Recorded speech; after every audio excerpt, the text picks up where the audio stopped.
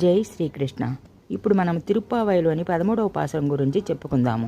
ఈ పాసురంలో కూడా గోదాదేవి తన చెలికెత్తెను నిద్రలేపుతూ భగవన్నామ సంకీర్తన యొక్క గొప్పతనం గురించి చెప్పుతున్నది. ఈ పాసురం గురించి ఇప్పుడు మనము తెలుసుకుందాము. புள்ளின் வாய்க்கிண்டானை பொல்லாவரக்கனை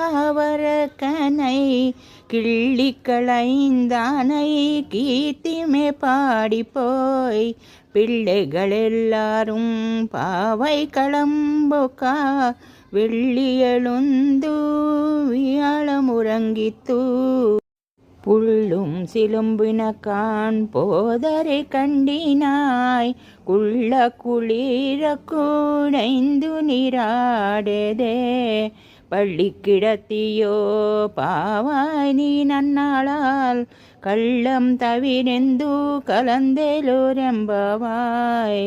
ఈ పాసురమునకు తాత్పర్యమేమనగా, బకాసురుణ్ణి నోరు చీల్చి తనను కాపాడుకొని మనలందరినీ కాపాడిన శ్రీకృష్ణుని, దుష్టరాక్షసుడకు రావణాసురుని 10 తలలను త్రుంచివేసిన శ్రీరాముని గానము చేయుచు వెళ్ళి మన తోటి పిల్లలెల్లరూ వ్రతమనర్చు ప్రదేశమునకు చేరినారు.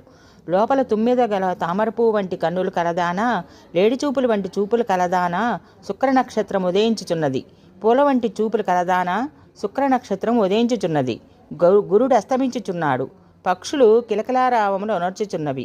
శ్రీకృష్ణ విరహతాపము తీరున్నట్లుగా చల్లని నీటిలో దిగి స్నానము చేయక పాన్పుపై పరుండి ఉండది వేళ.